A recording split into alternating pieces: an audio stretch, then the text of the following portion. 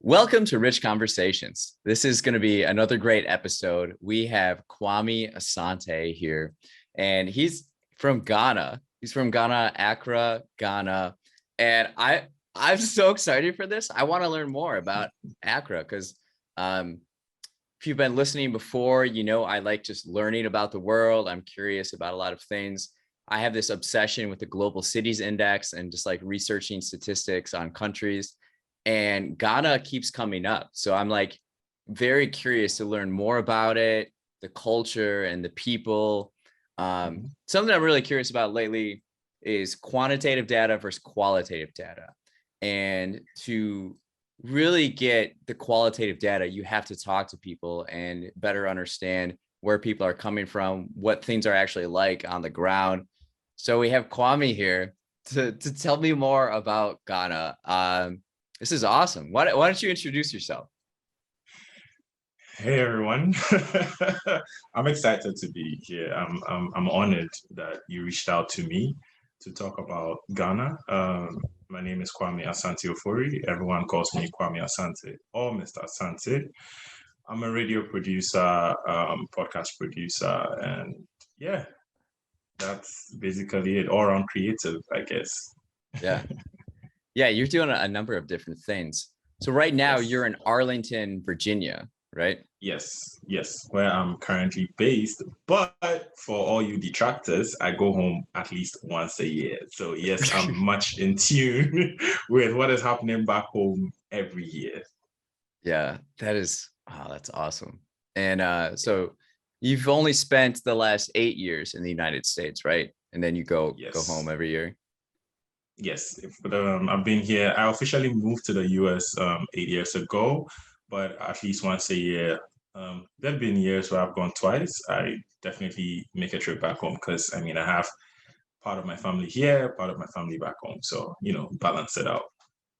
Yeah, some of your photos strike me like on your Mm. Instagram. They're really cool. There's just Mhm. like stuff that I don't see typically. And the clothing that you wear is awesome. And like what what what are the people of Ghana like?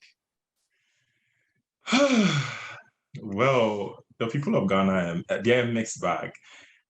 You could get anything at any time. But one thing they are for sure is they're a colorful bunch. So Ghanaians, like to have fun. They are very hospitable. That's one thing that we are known for in the region. And yeah, just a fun-loving people. They can be conservative sometimes, but for me, if you ask me personally, I think that's all just a cover. Wait, say that Yeah. again? I'm saying Ghanaians like to, act conservative, but if you Okay. ask me, I think all of that is just a cover because really, underneath it all, they love to have fun, yeah, and be themselves. Okay. What would you say they value most? What do Ghanaians value most? I would say their culture and culture in a dynamic way. So, you know, Ghanaians, like I said, are known for being hospitable people and they don't compromise on it. So, example for you, Rich, if you're to go to Ghana right now Okay. um, and meet a family, the first thing they'll offer you is water, and you dare not reject that water. Even if you're not thirsty, you have to drink it. Yeah, so they like to make, guests feel very comfortable, people they don't know. So definitely that's one thing that you note about a Ghanaian, be it back home in Ghana or in the diaspora. Wow. Yeah. Well, so when you're okay, so you've been living in the United States in Yeah. Virginia, DC area. Yeah. When you travel back and you Hmm. spend time there, when you first like get back, what strikes you most? What do you notice? When you go back home I mean, because I go often, nothing would strike me crazy, but for a first timer, the heat. Okay.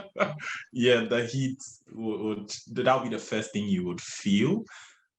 It's summer all year round, and Another thing that would strike you is the smiling faces. Like I said, they are very welcoming of foreign people. The next thing that will strike you is the traffic. The traffic. Okay. Yes, brace yourself for a whole lot of traffic. But aside that, there's good food, there's great music, and yeah, all around just, you know, beautiful people. What colors? What What colors? colors do you see most when you're there? For those who are listening, I mean, for those who can see me, red. So I have a red bandana on. But if I'm to be specific with colors, I'll just say bold colors. Ghana is Okay. a land of kente. For those of you know the kente cloth, um, very bold colors are used in weaving the kente cloth. So you have gold, dark green, blue. So just bold strong striking colors, that's what you're definitely going to see when you get to Ghana. Okay. Mhm. What how do people in like outside of Accra, how are they different from the residents of Accra? The residents of Accra, they're rural. So just like any rural, bunch you'd see, say, in Japan, Russia, even here in the States, like just as any rural person would behave, the same way, someone in Ghana who's rural would behave as well. Yeah. Yeah. So is it Yeah. there, but as a whole, as a country, they share the same culture and they're still like the same values and same people, right? Um, just hold on a second. Yeah. Yeah. Could you repeat that, please? Sorry. I just Yeah. got So distracted. like something I think about is like how different and how similar people in like rural America are versus like Mhm. urban America. Yeah, Is yeah. there is there that same is there that big of a difference between the people that live in rural Ghana versus urban? Well, there there is. Yeah, I mean there is. With the advent of social media, there isn't too much difference because they definitely are in tune with what's happening in the city. But the difference would be they love to live a simple life really. So unlike being in Accra or Kumasi or Tamale, which are some of the biggest cities in Ghana, or the bigger cities in Ghana, if you will, people are more, cosmopolitan. They live that, cosmopolitan life. Yeah. But in the villages, they would, just live a simple life, wake up in the morning, just go about their chores, go to school with their kids. For the adults, they are into farming and simple trade, so they'll just indulge in that, come home, do some more chores, and then yeah, maybe sit around, have dinner with your family, tell some stories, just simple life. Yeah, Yeah, it's nice. yeah. What kind of sounds are you hearing when you go back like on the streets? What's all going on? Well, for sounds, if you are to enter the Ghana realm, you would be lucky because Ghana is the birthplace of high life, and high life is the roots of Afrobeats. So currently, Afrobeats Oh, is like the biggest craze. Wizkid, Davido, Burna Boy, they are like the mantle bearers of Afrobeats right now. But all of them would agree that high life is the roots of Afrobeat. So you would be going to the original source, like the source of beautiful music in that West African region. So yes, definitely high life music, live band music would be meeting you. Some Afro beats, but Ghanaian style, and yeah, hip life. Hip life too is the Ghana is the birthplace of hip life. So hip life is a marriage of rap music and then high life sounds. So high yeah, life it's sounds. yeah, Wow. high life. High life. That's what they call it back home. Okay, so culturally, how does Ghana differ from the countries surrounding it? Um, hmm, culturally,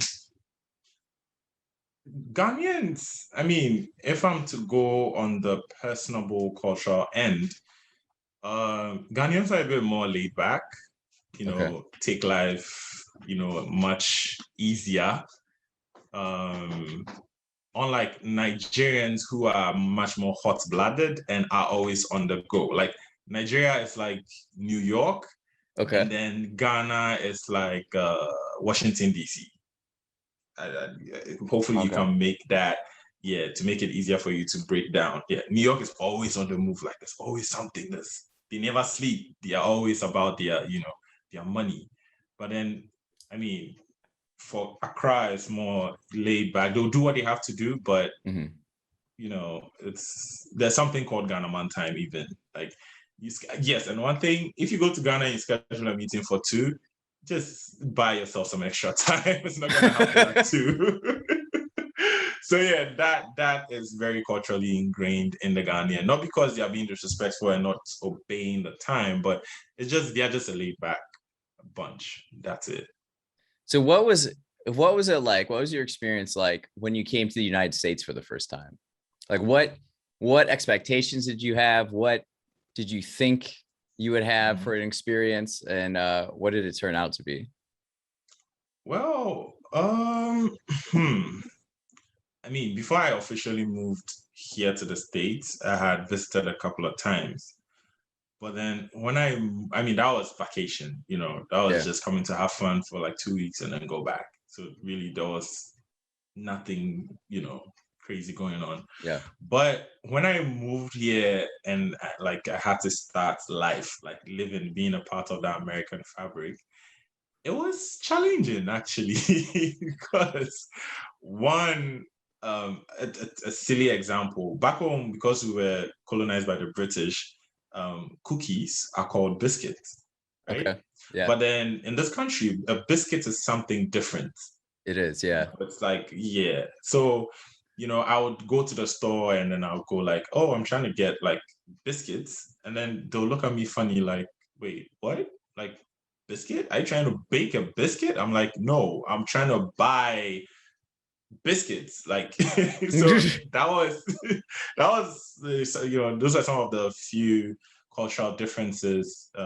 Just the difference in speak, being from a British, formerly colonized British space, and then the Americans having a different, style.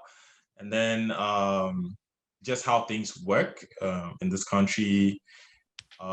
Everything is efficient, and Mm. actually that gets crazy sometimes because if you miss your bus at 2, you're Mm. not going to make it on time for something, so you have to make sure you are there at 2 to catch the bus. So yeah, things like that. Yeah. It's interesting. Where else have you traveled to? uh well, I'm not as traveled, so for me, Ghana, exploring Ghana, because Ghana is a big place. I've been to Nigeria, and then here. Yeah, so basically that's about it. Yeah, those are the areas. Yeah. Hmm. What do you appreciate most about Ghanaian culture? How do you say it? Ghanaian? Ghanaian. Ghanaian culture. Yeah, Ghanaian culture. Um, what do I appreciate about Ghanaian culture?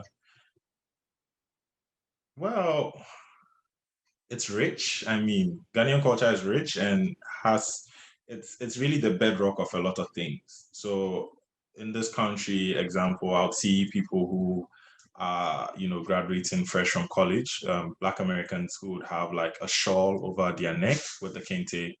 That's, some of them don't even realize where that fabric or what it means to have the kente in there. So I look at it, I'm like, oh, that's the kente cloth was originated from my country. So I smile at that, and sometimes I try and educate some of them who don't know this. Um, just being, I'm just proud that Ghana is a bedrock for a lot of things like Afro beats Mm. and the fact that high life is the bedrock for Afrobeats, and even for Afrobeat without an S, which Fela Kuti is the proponent for. He was in Ghana a lot of the times during the 60s and 70s, just learning from Ghana, picking those sounds, and then developing the Afrobeat, which he's very much known for. So just my country being a bedrock for so many things, and so much learning for other people from within the West African region and other African countries. Yes. Okay, name some of the Afrobeat artists. Afrobeats artists, Burna Boy, he won a Grammy recently. And then there's Wizkid, who is on tour right now, breaking bounds. He sold out the O2 Arena in London. Oh, wow. Yeah, like he sold out 3 times in the space of a month. So that's something. Wow. Yeah, and then that was Wizkid. And then there's Davido, who had one of the biggest songs, I think 3 years ago, titled If. One of the biggest to me. Most of the radio stations in the urban areas and here in the United States were playing his song. And that was the first for an African artist. So these are the proponents for Afrobeats as we speak now. So if you hear Afrobeats, there's one usually with an S, that's like the new age. And then the Afrobeat without the S is from the 60s, 70s, where Fela Kuti was a proponent for. He's usually known for that. Yeah. What kind of music do you listen to? I would say I listen to all kinds of music. So pop music. I love listening to Ariana Grande and Bruno Mars. Okay. These are my two favorites. Yeah. Here in the States. I'll listen to Dua Lipa, who is European, but she's also big here in the States. Adele, back on the continent. There's so many artists on the continent that I would listen to. Let me see. There's Casper Nyovest from South Africa. There's Mikasa from South Africa. For Ghana, I'll listen to Reggie Rockstone. He's like the grandfather of hip life. There are a couple of new artists, like there's who else? There's so many artists I'm trying to remember right now. What are the 3 artists that you're listening to a lot lately on your Spotify? I imagine, do you use Spotify? Yes, sometimes I do. Yeah, sometimes I listen to music on YouTube Music as well. Oh, okay. Yeah. The artist I'm listening to currently heavy on rotation. Yeah, heavy rotation. Yeah, Oxlade. He's a Nigerian Afro R&B artist. Oxlade. Then there's Reynolds the Gentleman. Yeah, Reynolds the Gentleman. He is also an Afro R&B artist from Ghana. He has a new project out, and I've been listening to it over and over and over. And then I have been listening to a lot of Amapiano music from South Africa. So Casper Nyovest, who is a South African rapper, but is trying to venture into that Amapiano scene. And then other Amapiano artists, Jules. He's a Ghanaian British guy. I'm excited for his new album out. He has beautiful music. He blends sounds from all over the continent, and it makes for beautiful sounds. Jules is Juls. Okay, so you mentioned like the continent, like Now, so Africa is a very large landmass and continent, right? So Ghana is just a small part of that. Do you feel, or does Ghana feel connected to the rest of the continent, even though the cultures are so different and everybody's off on their own, That's a good question. Everybody, because Ghana was the first country in sub-Saharan Africa to gain independence, everyone recognizes Ghana as, that country, Oh, yes, a home of Kwame Nkrumah, who was, you know, almost like the godfather of Pan-Africanism. So everybody knows Ghana on the continent. And during, the period where Africa was trying to gain independence from its colonial powers, Nkrumah did a lot to try and help with that, process. So a how do you lot of spell his name? countries, Kwame Nkrumah, Kwame, my first name. And then Nkrumah, the last name is Nkrumah. Okay. Yes, so because of the significant role Kwame Nkrumah played on the continent, everyone gives Ghana its flowers as that country that we all respect. So they call it the Black Star of Africa. Mm. So yes, on that note, other countries, give us that respect. But in modern times, Ghana being connected to the rest of Africa, I wouldn't say so as much. On the Western front, so West African coast, the ECOWAS bloc, yes, definitely Ghana is in tune with a lot of the African countries on that West African coast. But for Ghana and the rest of Africa, talking about Northern Africa, Eastern Africa, and the Southern Africa, I think there's more work to be done when it comes to that, especially with the role we played historically. I think we can do a better job with trying to, become like in tune with the rest of the continent. Yeah, that's interesting. So would you say like other African countries look at Ghana as for like leadership in a way because it was the first to gain independence? I didn't catch that. Look at Ghana for what? Leadership? Like would you consider like them a top leader in the continent? Yeah. I mean, definitely they do. Recently, the African Union, which is like the European Union, Mhm. set up the AfTA, which is the African Trade Bloc.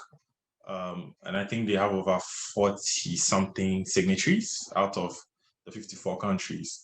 So, and its headquarters was designated to Ghana. So that alone should tell Mm. you the importance Yeah. Ghana plays on the continent. So yes, they do definitely look to Ghana when it comes to democracy and style of democracy, its judicial style, and sometimes even on the cultural sense. And on a lighter note, the music. Even though Nigeria is beating us right now. Wait, say that again?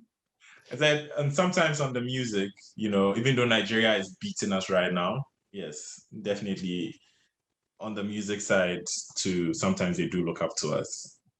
So Nigerian has got the edge musically right now. Oh yes, Nigeria has unlocked the key to music business and is Really? flying the African flag high all over the globe. Yes, I would say Nigerian artists are some of the biggest artists globally, full stop, as it stands now. Yeah. So how does that work? So a lot of the music industry then is kind of centered in Nigeria then? On the West African front, yes. Definitely, I can say that a lot of the music business happens in Nigeria as we speak. But then recently, I think the Southern African front is also pushing with their Amapiano sound. So Amapiano, Amapiano, is also, breaking through on the continent and globally. And Okay. that is being propelled heavily by their DJs. So Mm. yes, I know the South Africans are also pushing, but as it stands now, with Burna Boy's Grammy win and Wizkid breaking all sorts of records, the Nigerians are still in the lead comfortably. Who are some of your like top influences, like African influences, not just musically, but just like people that you've learned from, let's say like a role model? Hmm. That is interesting. Um, African influences, known, or there can be some unknowns in there. Either way. Okay, so African influences. Uh, let me start from home because home is where Yeah. the influence usually is heaviest. I would say one of our former presidents, President John Ajay Kufuor. Um, the reason why I was influenced by him, it's really nothing but his tenacity, if you ask me.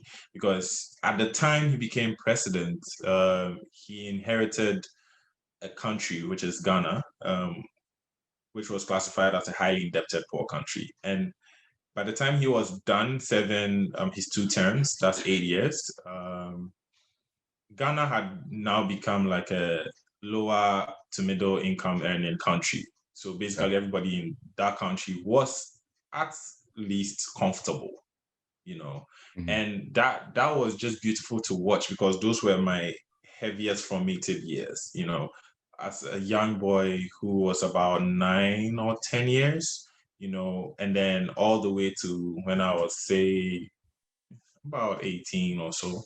Okay. It was just beautiful to watch, and it was beautiful leadership to me. I mean, people might have different ideas to how he ruled, but at least I want to believe every Ghanaian has that general consensus that indeed John Ajay Kufuor, or former President John Ajay Kufuor, did lead in a style that was, something to emulate across the continent. Hmm. So yes, definitely him.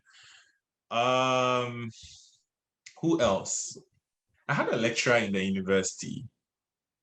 His name was Mr. Ko Ama, Koo, and then his last name was Armah.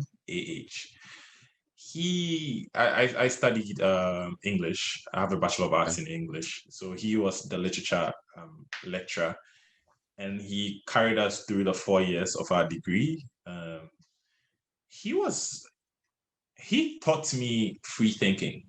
I must say, I must Mm. credit him for that because um, he would come in and say things like um, the English language has a lot of rules, but has no rules. And you get it, like, Yeah. yeah, like this is the kind of lecturer I had, and it will get you thinking. You wonder why you would say that, and for a young university student, you know, trying to just pass my exams and get out of the university, Yeah. like he got me thinking about a lot, and he made me understand what it meant to just learn beyond your books, actually learn Oh, to be a better person, be a critical thinker. So yeah. yes, and he definitely influenced me on that front heavily. Unfortunately, he's late. He passed like Mm. 5 years ago. So Okay. yeah, definitely Kwame was that man for me. The third person, on this one I have to think. Ah, on the continent. Who? uh, who? There's so many people to pick from. Ah, man.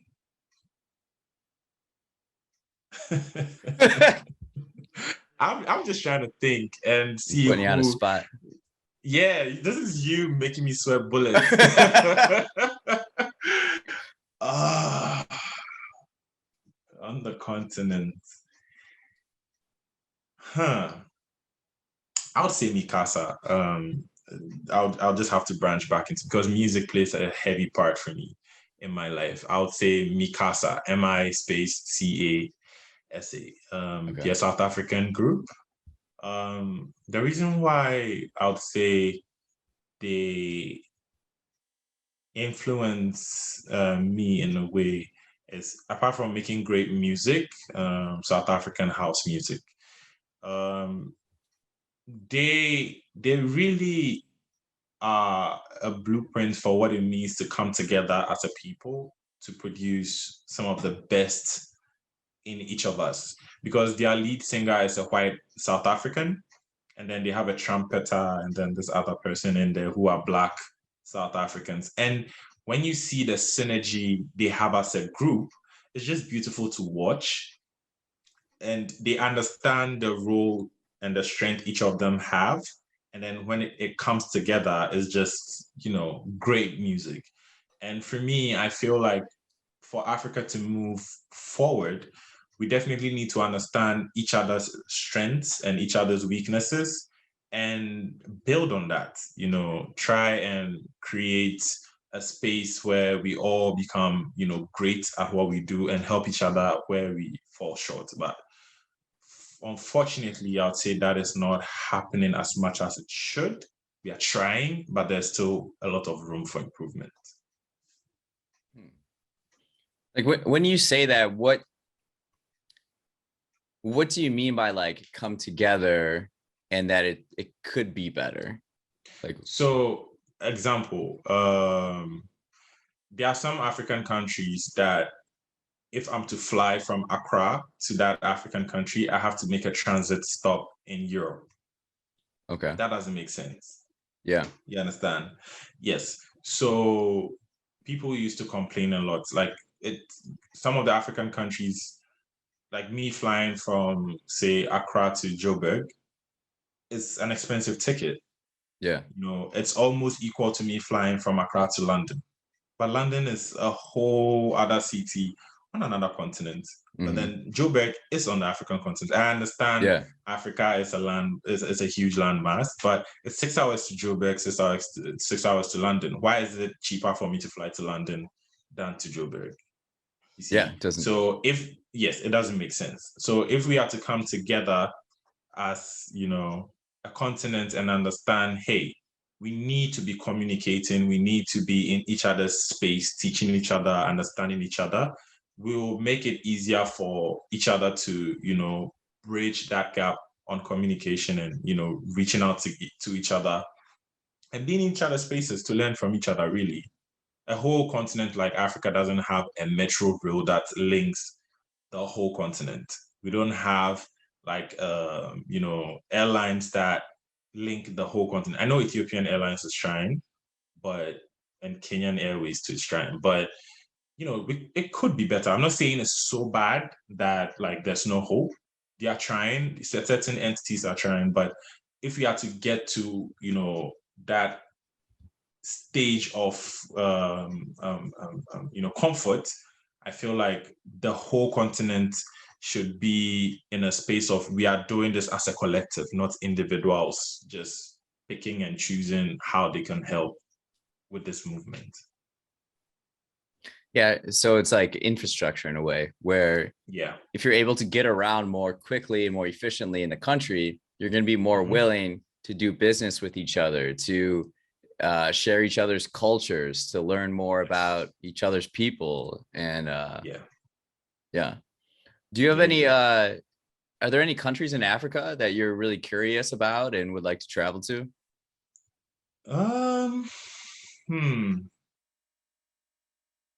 Country I am curious about on the continent. Definitely Angola. Angola. Yes, Angola. And I'll explain. I know anyone who's West African listening to me will go like, wait, what? Yeah, but Angola because, they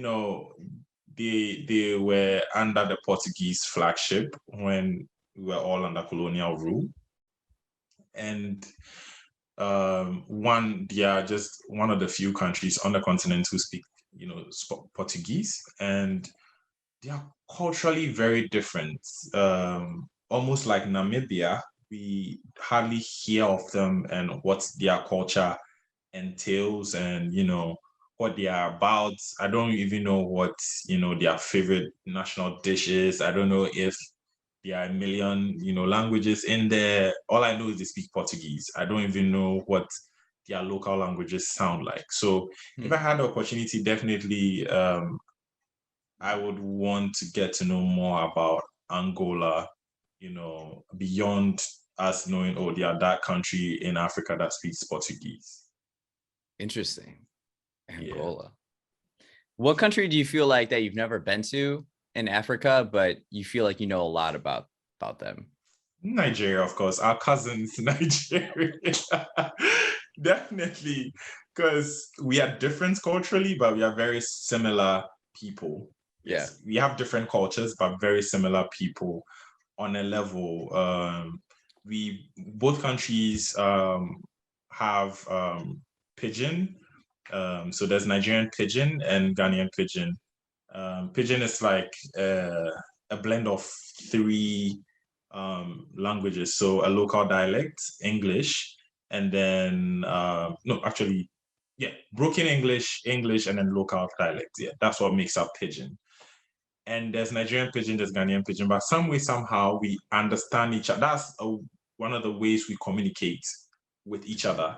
Nigeria, Ghana, yes, from music to everyday communication.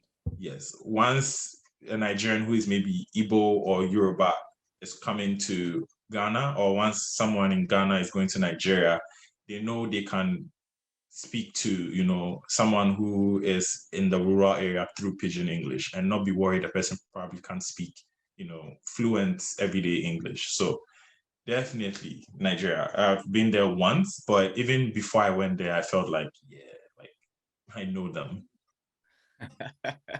Yeah. I hear a lot about Nigeria. Mm-hmm. Yeah. Most populous country in Africa. Yeah. Yeah. And what you said before about them being similar to New York and that hustle and always on the go reflects a lot of like what I've been reading and like what I've been seeing. Back to Accra.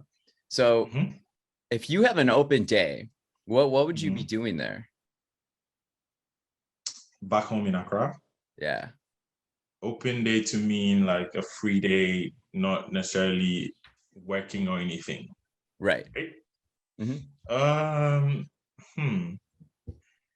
I had an open day, I would say Accra during the day and Accra at night are two different things, like two different worlds.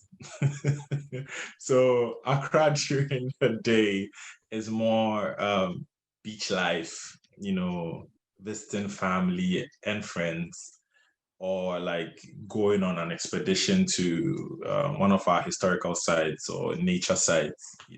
That's Accra during the day, or let me say Ghana during the day. But Accra at night is so famous that December in Accra, Ghana has become like what Ibiza during the summer is in Europe.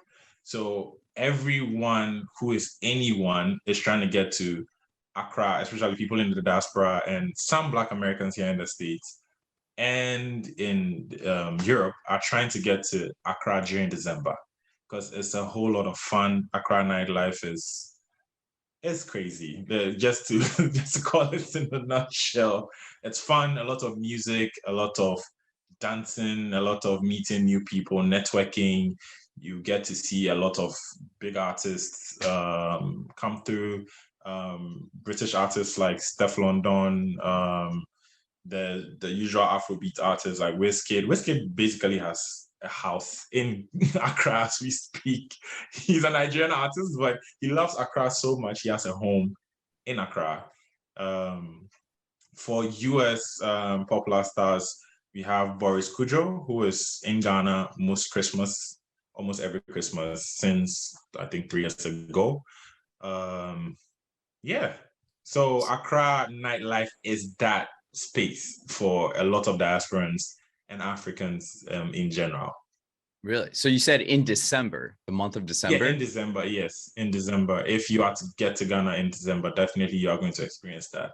But on a normal day, yes, Accra nightlife is Accra nightlife, very fun. But in December, it's just amplified with all the personalities around and all that. Wow. Why December? Why is it December? Because Ghanaians love their Christmas. Yeah. Yeah, Ghanaians love their Christmas. I mean, since I was a kid, Christmas was something else. Like we would have family gatherings. There will always be a pound cake available. There'll be soda for the kids. Families would meet on the 25th, 26th, actually 24th, 25th, 26th, 27th, and the 31st. These 5 days, you would always have family members around just drinking, playing games, eating, just catching up with life. And it was consistent like that for as long as I can remember. It's still something Really? that goes on, yeah, back home. So Ghanaians do love their Christmas. So if that is the case, and imagine the nightlife. So it just, evolved into that Accra, Ghana nightlife Christmas time where already we are trying to have fun with our family. And then now there's this huge interest because of, the music, the culture for all of these people to come in. So we are just going to give them that hospitality and just let everyone have like a big party, welcome Really? party during the Christmas. Yeah. My birthday is December 27th. You should be in Ghana then. I think I should. What do Yeah, people you should. drink? What do people drink there? They will drink everything, anything. So it depends on what you want. So if you want your usual cocktails, American style, there are bars that offer that. If you want the local drinks, there are beers. There are a lot of, when you go to Ghana, another thing you notice is there are a lot of drinking spots on like scattered across the city. So someone would have like a kiosk in a corner and then a couple of chairs and tables in front of the kiosk, about 5 tables, and then each table has like 4 chairs. Yeah, so you have that with like some music playing from the kiosk, people just sitting around, each table, 4 of them, 5 of them, 2 of them, just having a local beer. Ghanaian beer is one of the best I've tasted, and I've tasted a lot of beer, Heineken inclusive. Yeah. Yeah, Ghanaian beer club, they call it club, yeah. It's one of the best. So you find people doing that, drinking a club, or the Nigerians introduced a type of beer made with herbs. Tastes great. I'm forgetting the name right now. Yeah, I don't remember it right now. But yeah, people do enjoy the local brews, and you'd find them doing that at their local spots, as they call them, just enjoying some, live band music, or, music in general, just catching up. Yeah. Wow. So there's just like kiosks with some tables and chairs, and you can just like pull up. Yeah. So it's like it's like a kiosk, yeah, really. So it's in different sizes. So some of them are small with maybe 3 tables, and then some chairs around the tables, and then ranging to a large space with the bar, and then about 20 tables, each table having at least 4 chairs. So it ranges in sizes and space. It depends on the space you have, really. Okay. What month do you usually go there when you take vacation? Christmas for sure. So December, you're always going back. Yes, but this December, unfortunately, I cannot make it. So Okay. I will go next year, first quarter. Yeah. Okay. Mhm. Tell me about the show you have. Sincerely Accra, right? Yes. And you're So like one of the top Spotify Africa shows. yeah, in Ghana, we are ranked. Spotify, full stop, ranks our podcast the number one podcast in Ghana. Full stop. It's called Full Stop, right? Yes, in Ghana, we Okay. are the number one podcast. Full stop. Huh. Yeah. What do you I'm guys not. I'm talk not about? pulling this out of my pocket. This is fact. Anyone can Google it. Yeah, just go on Spotify, Apple, and just look for Sincerely Accra, and you'll find us there. What do we talk about? The show has evolved. We've been in business for about 3 years now, and when we started, it was it's Vox Pop driven. So at least then, until COVID hit. So when we were heavy on the Vox Pops, what we'll do is we'll pick a topic of interest to Ghanaian youth. Okay. So we'll talk about what are your pet peeves, all the way to if you had say $10, which is about 50 to 60 CDs, that's the name of our currency, the CD. How would you, and you had to go on a first date, how would Okay. you spend that $10? So topics like that. Sometimes we would go political, like what do you think about your member of parliament, and Okay. then we would go around, the street. I'm here, so the host, who is Joseph, would go on the streets with his mic and just collect vox pops, really, from places, from church to a bar to anywhere he can find anyone, and then just collect these answers. And we realized that people had a lot to say, and it was even better because there was no camera, so people would Okay. get away with that. And our vox pop was such that we don't add names, it's just what the person is saying, Okay. so So that you say also helped people. Vox Pops? Yes, vox pop. So it's just like um just audio recordings, ask a question, and they Ask a question. Yeah, okay. so vox pops are just a collection of voices. Oh, Yeah, okay. yeah, a collection of Interesting. voices. So that's what we would do, and it made for good content because everyone had a different view. People would say the craziest things, and sometimes the tamest things, and then we would intersperse it with some music. And as the producer, it was my work to make sure it all sounded great. Then COVID hit, and we Mm, were like, okay, Vox Pops requires the host interacting with people, yeah. and this is COVID. What are we gonna do? Right. Yeah, so we had to evolve. So what we decided on, which is the current format we have for the show right now, is we decided we'll take in listener letters from our listeners. So we encourage them to send us letters, which they send through our Twitter DMs, Okay. about like a situation they might be facing or something they are going through that they wanted to talk about or get advice from our host. So yeah, when we started, we had, for us, it was like, will people respond? It's getting a bit personal. How would people take this? Would they be able to send in letters for us to read and talk about? Then we decided, okay, we are going to make it anonymous. So just like our Okay. vox pops, we are not going to mention your name or trace it back to you or anything. Hmm. As soon as we put out, okay, this is our new format, we were inundated with so many letters. We were so surprised. Really? So yeah, through the DMs, like sometimes I'm privileged to have access to our Twitter. Yeah, because sometimes we have oops, hold on, my earphone just Oh, yeah. fell out, sorry. So yeah, sometimes we have the Gold Coast Reports. That's the mothership. It's like a podcast network that we are under.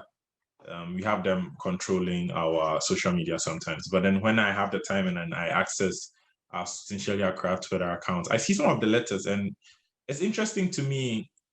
Like, people really have issues out there, and they are trying to talk about it. So Sincerely Accra has become that space that they know Okay. when the letter comes through, the hosts would, read through it and give some commentary and some form of advice per his view, Yeah. and yeah, people just enjoy that. So that's our current format. What are you talked about like first dates? What's a first date like in Accra? What do people do? It depends on who you're going on a date I with. suppose so, yeah. Yeah, but hey, people do like random stuff. I've seen people take people to the movies. I've seen people take people on a lot of dinner dates. That much I can Yeah. tell you. Ghanaians love food. So yeah, a lot of dinner dates, movies, um, yeah, just picnics. It's still food. Yeah. Picnics, I've seen that. Yeah, going on a getaway, yeah. So definitely you're going to see stuff in that region. Looking at some of the letters, how does like the youth or the responses you see from Ghana differ from what you would experience in America? Hmm.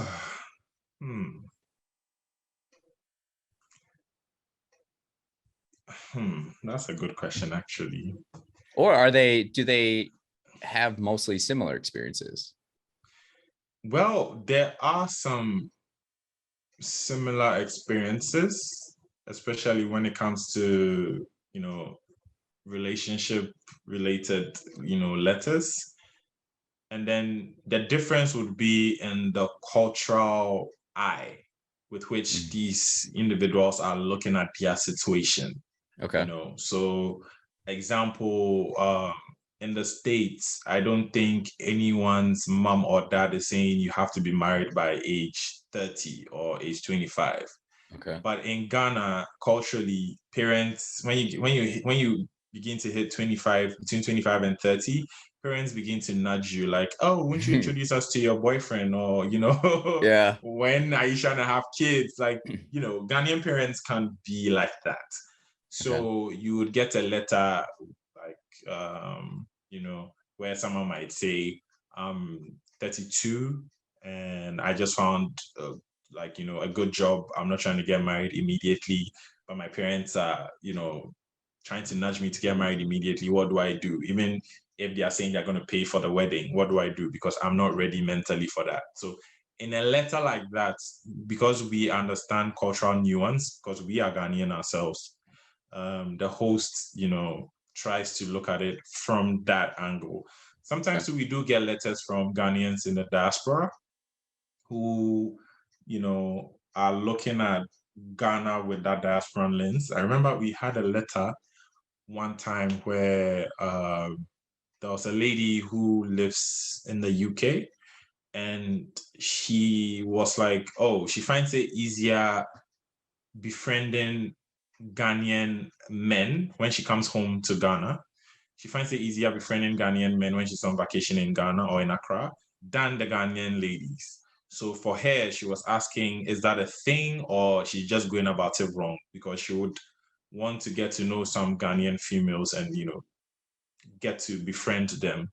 So letters like that are diasporan driven, but then you have to also give them that Ghanaianness to suit and understand that, oh, this is someone who has, that foreign influence. So how do you educate them on how to, get to be friends with a Ghanaian, especially the Ghanaian women, and how they view life as well. So So yeah, what was the response to that? Is that like what a was the common thing, or like I feel like women express to me that it's harder to find friends Mhm. with women than it is like men. I don't know if I don't know. Well, yeah, I mean, I've heard that before. Women, no one listening to this should take this the wrong way. But in the animal kingdom, I view women as cats and men as dogs. Okay. Dogs, and I'll explain, because you see, when you meet a dog, the dog wants to come close to you, wag its tail, is Yeah. intrigued, wants to be friendly. Yeah. But cats would size you up. They would take Yeah. their time, before they cozy up to you. So for me, looking at both genders, I view women as cats and then men as dogs. Cats would, when a cat gets to know you, it would, free Yeah. itself up and get closer and all that. Yeah. So that's how I see it. So really cut across, yes, I agree. It's women, between women, it's quite difficult for them to become friends because they are sizing each other up, making sure, Yeah. okay, is this something I want to do? Is this, but for Mhm. men, oh, please. We are just wagging our tail, just ready to pounce. Yeah. Yeah, so that definitely is a difference. Yeah. Interesting. So we're getting down to last couple of questions for you before we head out. If Okay. someone is visiting Accra, what do you recommend they do for their time there? Say like 2 days, 2 or 3 days. 2 or 3 days. What do you for sure have to do in Accra? Okay. Um, Before you go, remember you're going to the tropics. So please get your yellow fever shots, get your anti-malaria pills, and yeah, a lot of sunscreen.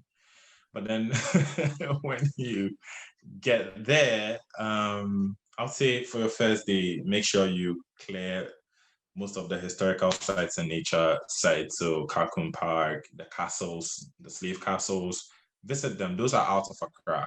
Those are in the central region. It's like a 2.5 hour drive from the capital. Wait, so Um, these are historic sites, you said? yeah, so Cape Coast Castle, Elmina Castle, yeah. And then there are nature sites like the Kakum National Park. And then there's the Ibri Botanical Gardens. So the first three I mentioned, the castles and the Kakum, are Hmm. in the central region. That's like a 2.5 hour, 2 hour drive Okay. from the capital, Accra. But then the Ibri Botanical Garden is like, say, an hour, 30 minutes from the capital, depending on traffic. So definitely on your first day, make sure you clear that out of the way. Then on your second day, experience Accra nightlife. Just Okay. go out there and have fun. Just go to all the spots as I put them, go to the bars, meet people, enjoy the food, like just have fun, enjoy Accra nightlife. And then on your third day, rest up and then buy souvenirs. So, some Ghanaian clothes, some Ghanaian beads, jewelry, experience Accra during the day and then catch your Okay. flights and return. Interesting. Yeah. Yeah, that's awesome. Uh, what was the national park you said? Kakum, Kakum. Yeah. I'm looking at, there's another one. I'm looking at Google Maps. Mhm. Digya National Park. Have you been there? Spell it out. Digya National Park. Where is it located? East. Well, Oh, it's that kind must of, be one of the smaller ones. yeah. Hmm. Wow. So that's Yeah. a good itinerary. What's like the food dish that people eat the most? Um, if you hate carbs, I you will love them, not. so I'm in good shape. Okay, hey, you look good. But yeah, definitely a lot of carbs. So fufu is like pounded yam, cassava, plantain, like any type of tuber that is pounded is fufu. Okay. And then it usually goes with soups. Yeah, so they're different, like a whole variety of soups. So Okay. there's that. Then there's the famous Ghanaian jollof, which the Nigerians would fight you tooth and nail to say yes is better. But I mean, we all we all are in agreement secretly that Ghanaian jollof is the best. So it's gelato. Jollof, Jollof. Jollof. Yes, Okay. there's a whole war on jollof as we speak. Yeah. So everyone in West Africa is trying to claim their jollof is the best, but So what is it? they Is can it like a all. dessert or is it It's a main dish. So okay? it's basically rice with tomato sauce mixed together. Okay. And yeah, it gives the rice this orangey look, and then it's flavored. So the spices, the way it's spiced, the kind of protein that is added to it, the veggies, and how it's cooked is what makes the difference. So we would have Nigerian jollof, Ghanaian jollof, Senegalese jollof, Sierra Leonean jollof, Liberian jollof. Yeah, so it's a dish that cuts across West Africa, but everyone cooks it different and Okay. adds different protein and vegetables and different spices to it. Yeah. Wow. That's awesome. Hmm. So my last question for you, Okay. what's something you're curious about recently? Something I'm curious about recently, Yeah. speaking in general. In general, what's on your mind?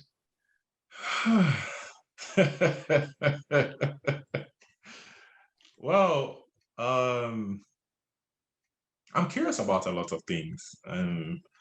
For me, my thought pattern spans from space, things to do with science. With this whole COVID situation, how they were able to quickly come up with a vaccine, which is good for all of us, if you ask me. Space, black holes, and curious about how close is is the closest black hole to Earth. Should we be worried? Yeah, and then all the way down to music.